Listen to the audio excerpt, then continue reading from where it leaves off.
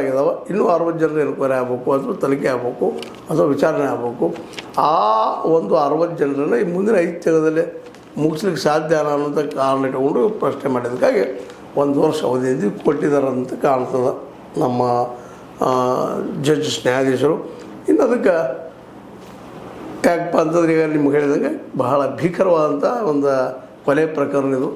ಇದರಿಂದ ಇಲ್ಲಿ ಯಾರೂ ಅಪರಾಧಿಗಳು ತಪ್ಪಿಸ್ಕೊಳ್ಬಾರ್ದು ಅನ್ನೋ ದೃಷ್ಟಿ ಇಟ್ಕೊಂಡು ಜಾಮೀನು ಕೊಡುವಲ್ಲೇ ಏನಪ್ಪ ಅಂದ್ರೆ ಅದಕ್ಕೊಂದು ರಿಸ್ಟ್ರಿಕ್ಷನ್ ಹಾಕಿದ್ದಾರೆ.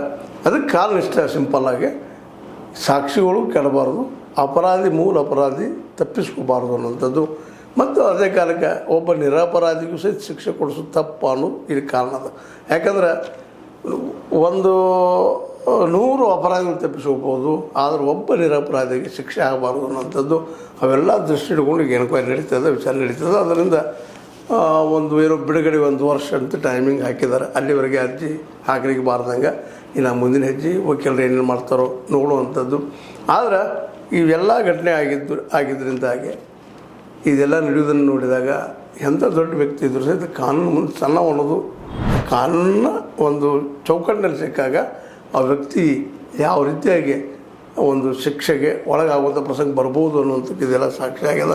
ಯಾಕಂದರೆ ಕಾನೂನಿನ ಕೈಗಳು ಗಟ್ಟಿಮುಟ್ಟು, ಆ ಕೈಗಳ ಸಿಕ್ಕರೆ ನಿಶ್ಚಿತವಾಗಿ ಶಿಕ್ಷೆ ಕಡೆಗೆ ಹೋಗುವ ಸಾಧ್ಯತೆಗಳು ಹೆಚ್ಚಿದ್ದಾವೆ. ಏನೋ ಅಲ್ಲಿ ದರ್ಶನದ ಅಭಿಮಾನಿಗಳಿಗೆ ಅವ್ರು ಉಳಿಲಿ ಅನ್ನುವಂಥದ್ದು. ಬಟ್ ಅಲ್ಲಿ ಅಪರಾಧಿ ಆಗಿದ್ದರೆ ಈಗ ನಡೆದ ಇದ್ರ ಬಗ್ಗೆ ಏನು ಮಾತಾಡಲಿಕ್ಕೆ ಆಗೋದಿಲ್ಲ. ರಿಸಲ್ಟ್ ಬಂದ ಮೇಲೆ ಮಾತಾಡುವಂಥದ್ದು. ಒಂದು ವೇಳೆ ಅಪರಾಧಿ ಆಗಿದ್ರೆ ಶಿಕ್ಷೆ ಅಂತ ಅನಿವಾರ್ಯ, ಯಾರು ತಪ್ಪಿಸ್ಲಿಕ್ಕೆ